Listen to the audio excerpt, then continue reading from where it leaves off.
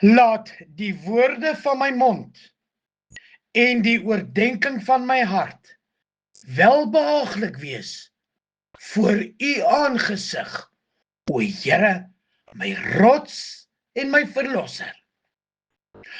Prins en prinses van Jahwe Elohim, luisteraar, man en vrou van God, ek bring vir u 'n teaching, en die tema van my teaching, waarom Jesus die 3 dae na sy dood hel toe moes.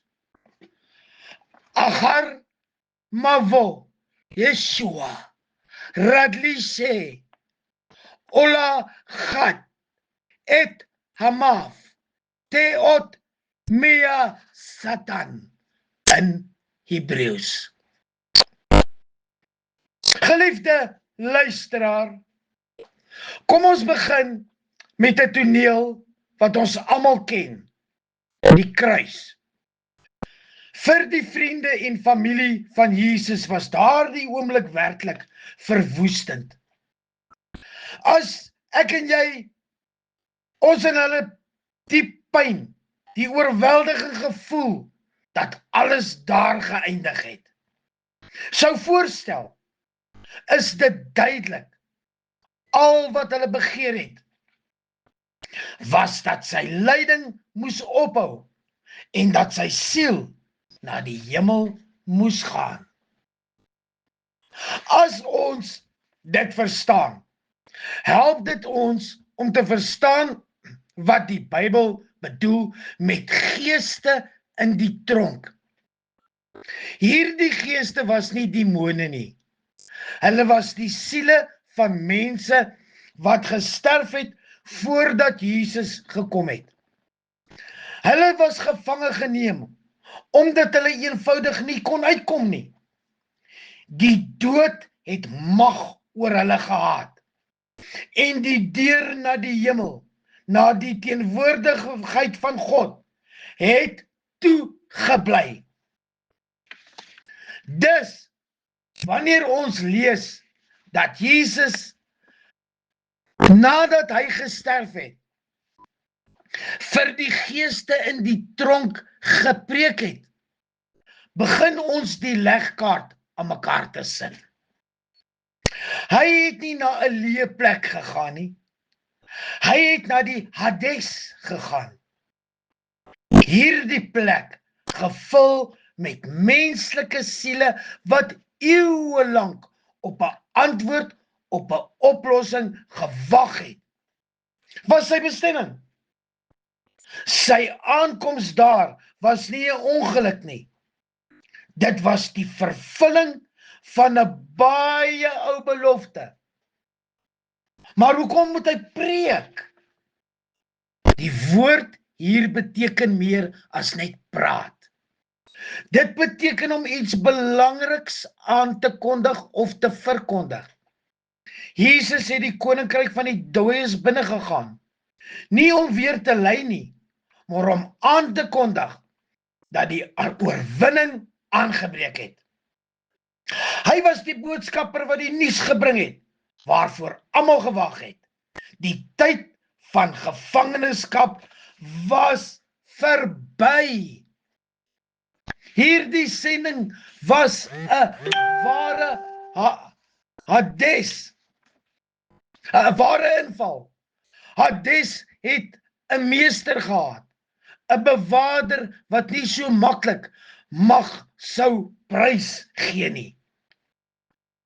Jesus se afkoms was 'n direkte konfrontasie. Hy het doelbewus die vyand se vesting binnegegaan om sy gesag reg in die middel van groot dinge uit te daag. Volgens tradisie was hierdie plek nie uniform nie. Daar was 'n duidelike verdeling binne. Aan die een kant was daar 'n gebied van vrede en rustigheid vir die regverdiges, dikwels genoem Abraham se boesem. Dit was soos 'n hoekie van rus, waar goeie siele in vrede was, in die geselskap van die groot patriarg Abraham. Maar aan die ander kant was dinge baie anders. Dit was 'n gebied van lyding en angs, waarheen die siele van diegene wat onregverdig geleef het, gegaan het. Die Bybel vertel 'n storie hieroor. Die verhaal van die ryk man en die bedelaar, die ryk man en Lazarus, wat illustreer dat daar 'n groot kloof tussen die twee plekke was. Niemand kon van die een kant na die ander oorgaan nie. Met ander woorde, selfs diegene wat vrede was steeds vasgevang in die ryk van die dooies. Hulle het gewag, maar gewag vir wat? Die antwoord is versteek in die Bybel.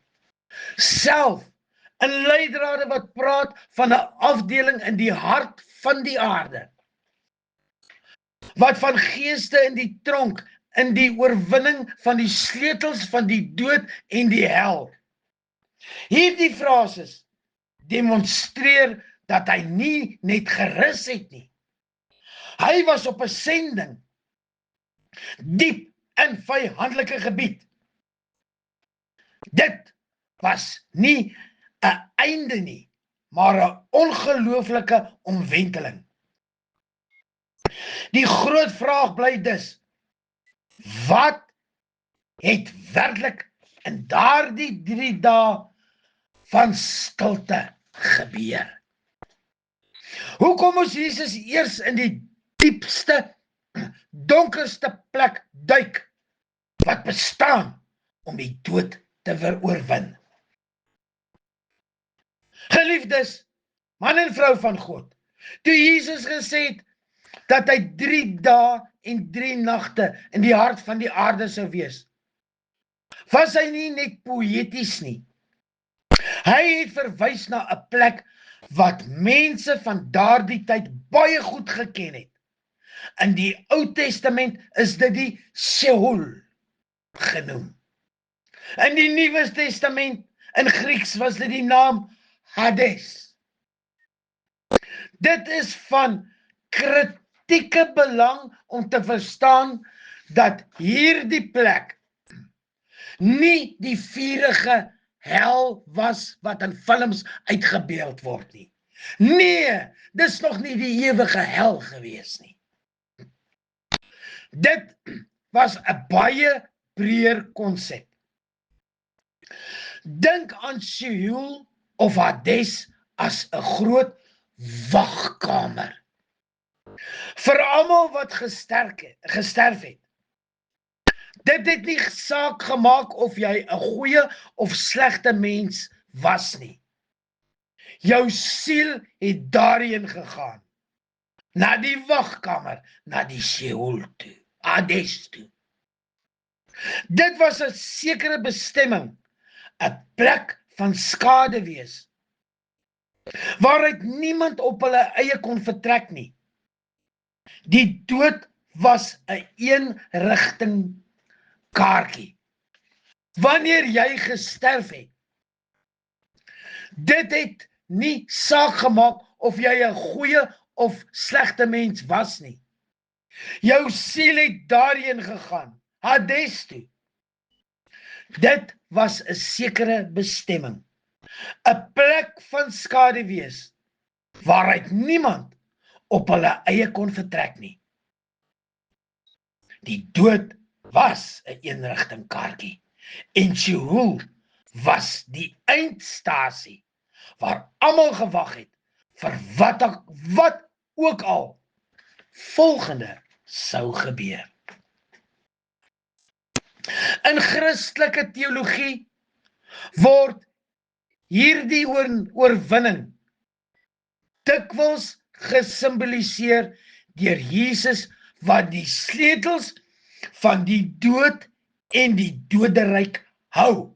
Openbaringe 1 vers 18, lees hom gerus. Daar is 'n debat oor of Satan ooit werklik hierdie sleutels besit het. Baie teoloë verduidelik dat die sleutels nooit in Satan se besit was nie. Aangesien God alleen nog altyd heerskappy gehad het oor die lewe en die graf. In plaas daarvan verteenwoordig die sleutels die absolute gesag en beheer oor die graf wat Christus verseker het. En dis die preek en dis die boodskap wat hy daar in die middel van die aarde, in die donkere duister, en hy vasgevalle siele gaan oordra het. Deur sy opstanding wat verseker dat die absolute gesag en beheer oor die graf wat Christus verseker het, deur sy opstanding verseker dat die dood nie meer 'n finale nederlaag is vir diegene wat in hom glo nie. Halleluja! Shema Gadol Elohai, how great is our Lord. Holy, holy, holy. Kadosh, kadosh. Drie-enig, Vader, Seun, Heilige Gees. Jesus Seun. Nie gelê en rus in die graf nie, neergedaal het om te gaan verseker dat die dood vir ewig verbreek het en die Satan geen sê of hou vas, soos in die Ou Testament in die Seol gehad het nie.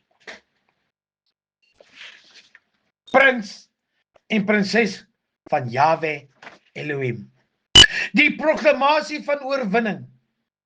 Baie verstaan dit as Jesus wat na die doderyk neergedaal het. Nie om te ly nie, maar om sy oorwinning oor sonde, dood en die duiwel aan gevange, gevalle, engele en diegene wat op sy aankoms wag, aan te kondig. Die duiwel se mag is verbreek. Sy het gesê, hy is verslaan. Sy hou vas op die doderyk is die simboliese sleutels van hom weggeruk en van hom weggeneem. God was nog altyd die groot ek is wat ek is, begin en einde, was nog van die begin, nog voor die bestaan van die aarde, in beheer van dood en lewe en die graf. Hierdie siening hou vol dat Jesus neergedaal het om die regverdige Ou Testamentiese heiliges soos Abraham en Dawid te bevry van 'n houplek wat dikwels Abraham se boesem genoem word en hulle na die hemel gelei het. Hulle, Abraham, Dawid, was daar by die plek, die wagkamer waar dit rustig en stil was. Hy het hulle daar gehaal en hulle geneem na die hemel saam met hom. Die idee dat Jesus letterlik na pyniging van die hel gegaan het, is later in die apostels se geloofsbelijdenis geformaliseer deur die frase, hy het na die hel neergedaal. Die apostoliese geloofsbelijdenis stel dit duidelik wanneer ons dit so gereeld bely voor die aangesig van Joshua Messia. Hy het na die hel neergedaal.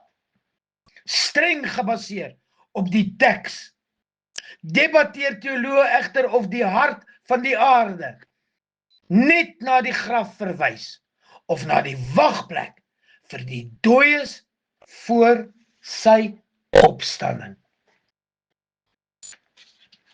Prediking aan die geeste. 1 Petrus 3 vers 18 tot 20 beskryf hoe Jesus gaan en aankondiging maak aan gevange geeste, wat baie tradisies interpreteer as sy neerdaling na Hades, om sy oorwinning aan te kondig.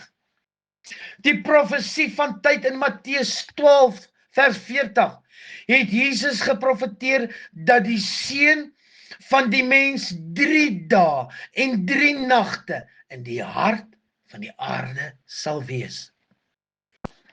Die neerdaling na die laer streke in Efesiërs 4 vers 9 noem die apostel Paulus dat Jesus eers na die laer aardse streke neergedaal het. Prediking aan die geeste.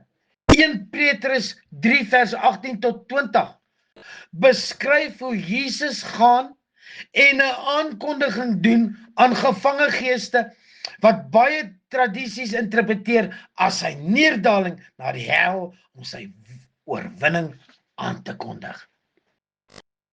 Geliefdes in ons Here Jesus Christus, is 'n tydelike plek van lyding of suiwering voor die hemelbetreding word tipies die vaafvuur genoem. Dit is 'n toestand van die reiniging van siele van aardse onvolmaaktheden. Die vaafvuur. Alternatiefelik in vroeë teologie en ander godsdienstige tradisies word tydelike toestande van postmortem straf soms na verwys as Gehenna of Sheol, die Gehenna.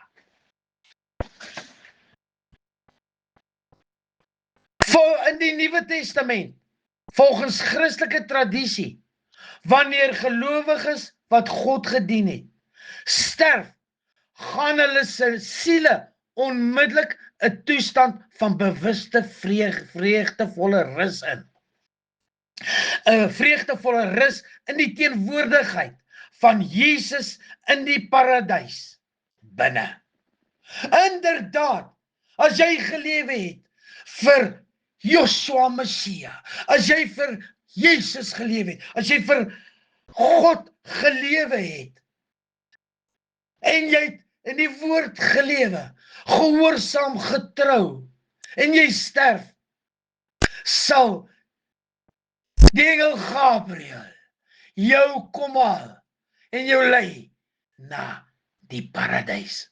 Maar o wee eina, as jy sonder Jesus, sonder God, sonder Heilige Gees, sonder woord gelewe het en jy sterf, sal Israel, die doodsengel van Sheol, jou wagkamer, waar daar geen rus en vrede is nie, sal hy jou soontoe kom haal. Hierdie geloof is hoofsaaklik gebaseer op Jesus se belofte aan die berouvolle dief aan die kruis en die apostel Paulus se begeerte om weg van die liggaam en die tuis by Jesus te wees. Ek en jy hoef nie meer die dood te vrees nie.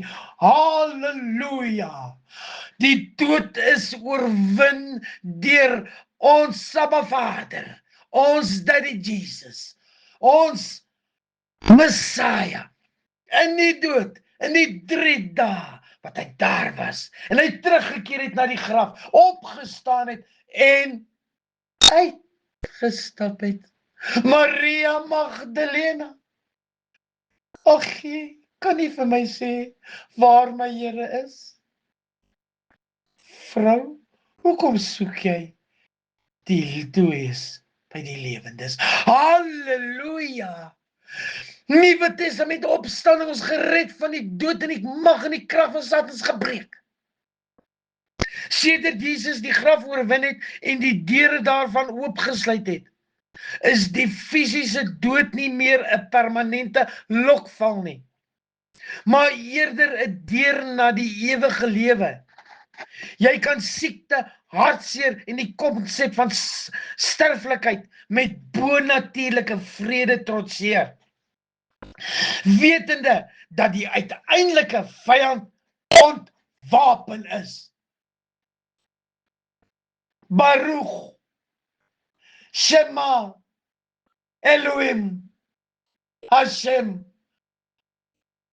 glory, all the glory to our Lord Jesus Christ, Messiah. Oorwinning oor die sonde en skuld, toe Jesus die sleutels van die dood geneem het, het hy Satan van sy uiteindelike wapen gestroop. Die mag om jou wettig gevange te hou aan die sonde en die veroordeling van die wet. In jou daaglikse stryd beteken dit dat jy nie meer 'n slaaf van sondige gewoontes is nie. Jy het die Heilige Gees se krag om nee te sê vir versoeking en om God se troon met vertroue te nader, nie met skuld nie. Die Bybel leer dat Jesus die heerser en owerhede ontwapen het en 'n openbare skouspel van hulle gemaak het. In jou daaglikse lewe beteken dit dat geestelike oorlogvoering nie daaroor gaan om vir oorwinning te veg nie, maar om die oorwinning wat Jesus reeds behaal het, af te dwing wanneer jy angs, vrees en geestelike ontmoediging in die oë staar. Kan jy vasstaan, wetende dat die vyand geen wettige gesag oor jou gedagtes of bestemming het nie? My geliefde prins en prinses van Jahwe, man en vrou van God, luisteraar van Joy Gospel Radio. Ek sluit af die verkondiging aan die gevangene geeste. Volgens 1 Petrus 3 vers 18 tot 20 was Jesus se gees aktief en hy het 'n verkondiging aan die gevangene geeste gemaak. Terwyl sommige teoloë dit interpreteer as Jesus wat die evangelie aan die dooies verkondig, om hulle 'n tweede kans te gee, beskou baie historiese geleerdes uit as 'n verkondiging van uiteindelike oorwinning aan die gevange engele. Satan bind en die poorte is verpletter. In die apokriewe verslae soos die evangelie van Nikodemus word die afdaling beskryf as 'n groot lig wat die duisternis van Hades deurdring en paniek onder Satan en sy demone veroorsaak het. Daar word gesê dat Jesus Satan gebind, die ketting van die dood gebreek en die ondeurdringbare poorte van Hades verpletter het. Jesus het na die regverdige dooies gegaan, soos Abraham en Dawid in die Ou Testament en die profete, wat voor sy offer gesterf het, en hulle uit gevangenskap gelei. Toe hy opgevaar het hy gevangenes in die gevolg gelei, en die poorte van die hemel vir hierdie ou profete oopgemaak. Jesus het nie in die doderyk gebly nie. Die derde dag is sy gees herenig met sy fisiese liggaam, en hy het die dood oorwin deur uit die graf op te staan, wat vir ewig die sleutels van die dood en Hades verseker het. Hades verpletter, wat die vyand van sy uiteindelike gesag gestroop het. Jesus, ons Messiah, redder, ons bloed, met sy bloed vir ons sondes gesterf het, en die Hades, die Seol, gebreek het, die kettings, sleutels, weggeraap het, sodat ons deur die werking van die Heilige Gees wat ons ontvang het, in vrede kan lewe. Met die wete, bly ons gehoorsaam en getrou. Luister ons na hom. Geloof, hoop en liefde. Wag ons geduldig op sy wederkoms, as sy Vader vir hom die opdrag gee om ons te kom haal. En intussen, die wat sterf, en hom sterf, en Jesus sterf, Joshua Mashiach, Messiah sterf, sal by hom aansluit in die paradys, saam met die wat ons voorgegaan het. By sy voete sal ons sit, hom loof en hom prys, in vrede, in harmonie, in rus, en dit, geen dood, geen vervolging, niks van die aarde, meer nie. Dit is verby.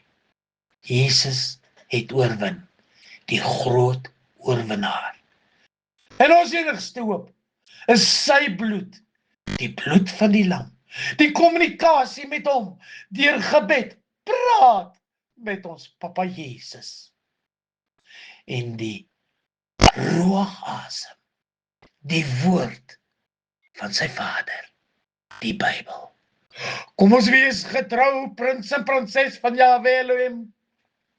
Kom ons slaan ons op, nie net na die berge die heilige elke dag. En ons vra, kom Here Jesus, kom gou, u gesande, u diensknegte, u kinders, wag op u getrou. Ontvang die seën, die priesterlike seën.